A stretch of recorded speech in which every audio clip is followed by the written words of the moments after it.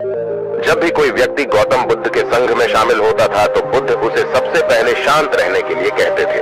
ध्यान की अवस्था में जाने से पहले उस भिक्षु को शांत रहना सिखाया जाता था। आज के दौर में हर तरफ सौरी शोर है। इसकी वजह से दिमाग में तनाव पैदा होना लाजमी है। ऐसे में अगर आप हर रोज कुछ देर मौन रहने का अभ्यास करते हैं तो इससे आपके तनाव पैदा होने वाले हार्मोन के लेवल में कमी आती है। इससे आपका दिमाग शांत होता है, गुस्सा नियंत्रित रहता है और तनाव बढ़ाने वाले हार्मोन्स का लेवल घटता है। आज के इस वीडियो में हम जानेंगे कि किन मौकों पर हमें शांत रहना है और किन मौकों पर हमें बोलना है और शांत रहने से हमारे अंदर क्या बदलाव आ सकता है। दोस्तों, संध्या काल का समय था। गुरु अपने सभी शिष्यों को बुलाते हैं और कहते हैं, कल सुबह सब लोग नदी में स्नान करने के बाद तुरंत हमारी कुटिया के सामने उपस्थित हो जाना।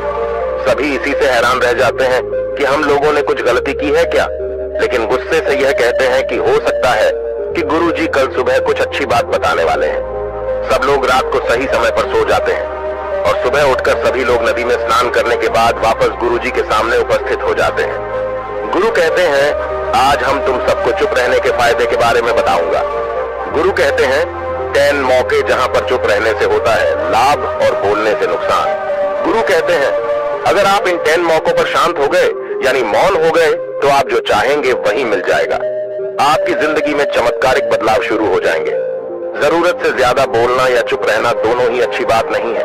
जैसे जरूरत से ज्यादा बारिश हो जाना या फिर धूप दोनों ही दिक्कत देती है, उसी तरह अनावश्यक बोलने से भी काफी नुकसान होता है। गुरु कहते हैं कि पहला ऐसा मौका जहां पर व्यक्ति को चुप रहना चाहिए, बिना तथ्य के ना बोले। गुरु ने कहा, अगर आपके पास कोई तथ्य नहीं है तो वहां चुप रहने में ही भलाई है। चुप बैठने से दिमाग में नई कोशिकाओं का निर्माण होता है और इससे ज्ञान की वृद्धि होती है। बोलने में भलाई वही है जहां आपको किसी चीज के बारे में पूरा ज्ञान हो। अगर आप बिना तथ्य के कहीं बोलते हैं या फिर बेवजह बोलते हैं तो आपका वहां मजाक भी बन सकता है। अगर आपके पास पर्याप्त जानकारी नहीं है, ऐसी जगह पर बोलने से आपका मजाक तो बनी रहेगी, साथ ही साथ लोगों का भरोसा भी आपसे उठने लगेगा। इसलिए ऐसी जगह पर शांत रहो जहां तुम्हें पता ना हो कि क्या बोलना है क्या नहीं। कई बार कुछ लोग ऐसे होते हैं जो हर जगह अपनी उपस्थिति बताने लगते हैं। उन्हें पता नहीं होता है कि हमें क्या बोलना है, लेकिन फिर भी बोलते जाते हैं और फिर बाद में दूसरे लोग उनके जाने के बाद उनका मजाक उड़ाते हैं। जब तक आपको उस तथ्य के बारे में अच्छा ज्ञान नहीं है, उसके बारे में पता नहीं है, तो वहां चुप रहना ही ज्यादा समझदारी है। गुरु ने कहा, दूसरा ऐसा मौका जहां पर व्यक्ति को चुप रहना चाहिए।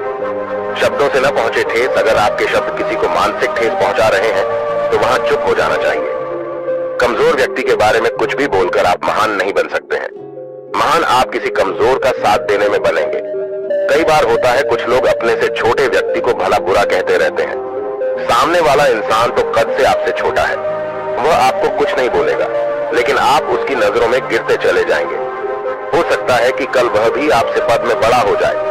पद में आपसे जब वह बड़ा हो जाएगा तो आज जो रवैया आपका उसके साथ है, आने वाले समय में वह भी आपके साथ वही करेगा। आप किसी को नीचा दिखाकर बड़ा नहीं बन सकते हैं। बड़ा बनना है तो अपने से छोटे लोगों का इज्जत भी करना सीखें और साथ ही साथ बड़े लोगों का भी सम्मान करना चाहिए। लोगों को लगता है कि अगर वह अकड़कर बोलेंगे और सामने वाले को नीचा गिराने की कोशिश करेंगे तो वह बड़े बन जाएंगे। तो यह उन सब की भूल है। बड़े होने की बजाय आप उनकी नजरों में गिरते चले जाएंगे। गुरु ने आगे कहा, इसलिए शिष्यों, तुम सब जब भी बोलना आदर भाव से बोलना, ताकि तुम्हारी बात लोगों को अच्छी लगे। बोलने में भाई बहन, माता पिता, मित्र इत्यादि संबोधन शब्दों का इस्तेमाल जरूर करना।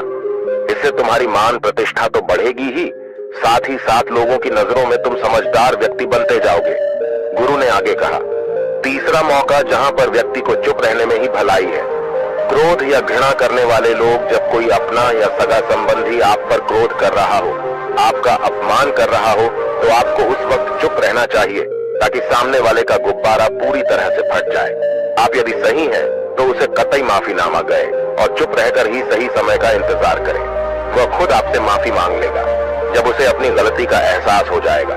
गुरु आगे कहते हैं कि अगर आपका कोई सगा संबंधी आप पर क्रोध कर रहा हो और आप उस समय शांत हैं, तो यह आदर सम्मान देने की निशानी होती है।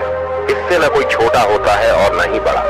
अगर आपको क्रोध आ रहा है तो आप या तो वहां से किसी का अनादर किए बिना चले जाएं या फिर चुप रहें। क्रोध करने से आपके रिश्ते खराब होंगे। क्रोध करने से हमेशा क्रोध करने वाले व्यक्ति का ही बुरा होता है। गुरु आगे कहते हैं कि एक बार की बात है, एक सांप जंगल से भागते हुए किसी राजा के घर में पहुंच गया।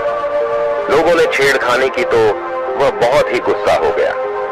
जिससे घर में जो तलवार पड़ी हुई थी उसी को लपेटकर कसने लगा और धीरे धीरे उसका पूरा शरीर कट गया।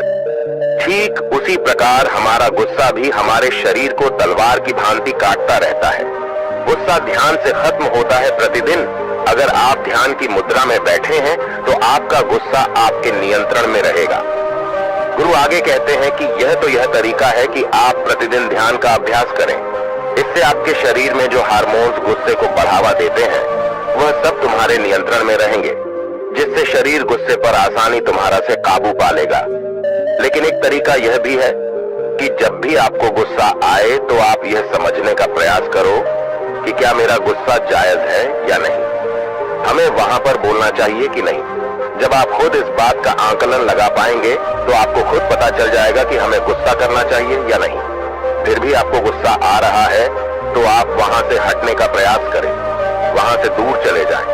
धीरे धीरे समय के साथ आपका दिमाग शांत हो जाएगा।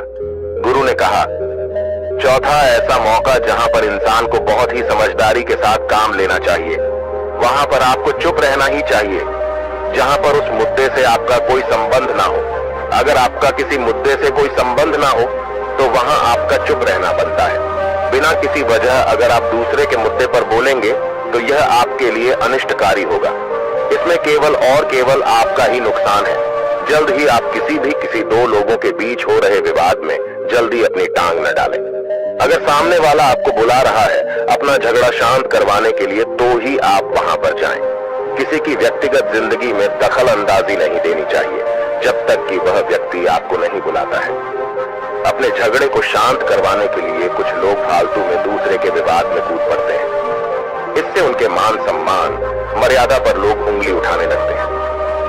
गुरु कहते हैं कि 10 मौकों में 5वां ऐसा मौका जहां पर व्यक्ति को बहुत ही समझदारी के साथ चुप रहना चाहिए।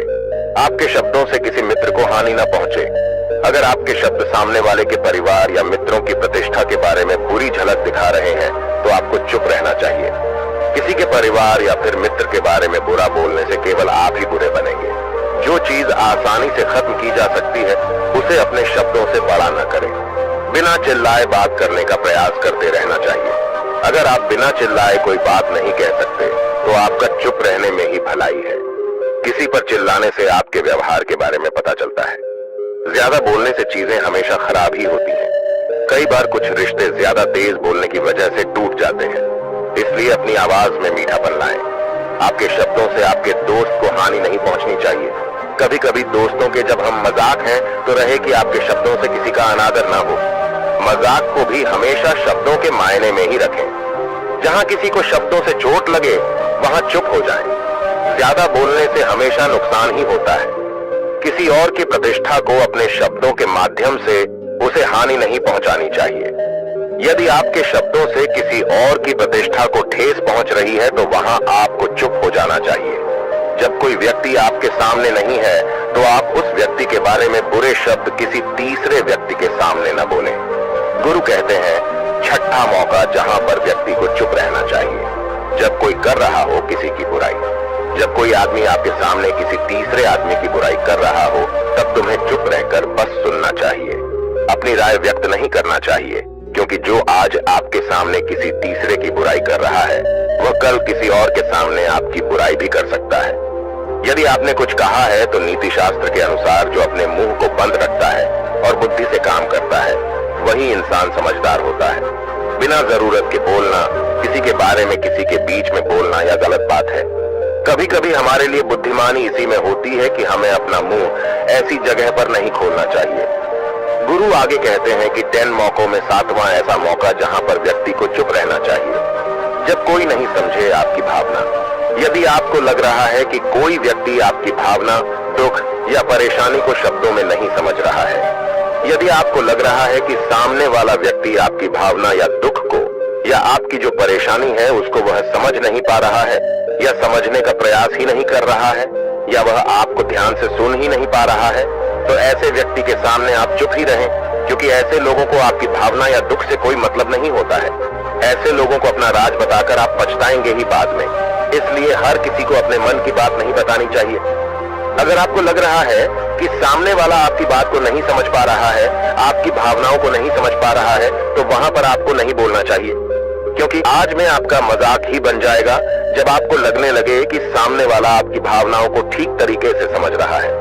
आप जो कह रहे हैं वह ठीक से सुन रहा है, तभी आप उससे अपनी बात कहें। गुरु कहते हैं कि 8वां मौका जहां पर आपको चुप रहना चाहिए, जब कोई इंसान अपना दुख व्यक्त करे। यदि कोई इंसान अपने दुख या परेशानी को आपको बता रहा है, तो इसका मतलब यह है कि वह आपको अपना समझ रहा है। ऐसे में तुरंत ही उसे समाधान बताने के बजाय चुप रहकर उसके दुख या समस्या को सुने। उसके दुख या समस्या को किसी और को न बताएं। वह इसलिए नहीं बता रहा है कि उसकी समस्याओं का समाधान कर देंगे, बल्कि वह इसलिए भी बता रहा है कि सामने वाला उसकी बात को समझ रहा है। कई बार बताने से दुख कम हो जाते हैं।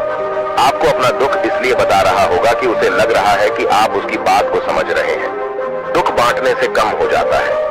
इसलिए जब कोई व्यक्ति अपना दुख आपसे व्यक्त करे, तो आप चुप मारकर उसकी बात को बहुत ही ध्यान से सुने, ताकि उसके दुख कम हो जाएं। उसके मन का बोझ हल्का हो जाए, क्योंकि उसके मन में जो भी बातें थी वह आपको सब बता दिया। गुरु आगे कहते हैं कि 10 जगहों में 9 ही ऐसी जगह जहां पर आपको चुप रहना चाहिए। जहां पर दुष्ट प्रकृति के लोग रह रहे हों और गाली गलौज कर रहे हों, तो आप वहां पर मत जाइए।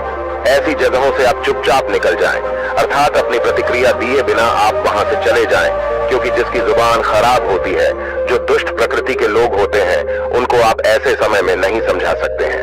जब उनका दिमाग पूरी तरह से शांत हो जाए, तभी वह आपकी बात सुनेंगे। इसलिए जहां पर दुष्ट प्रकृति के लोगों आपकी बात को न मानते हो और न ही सुनते हो, तो आपको वहां पर नहीं बोलना चाहिए।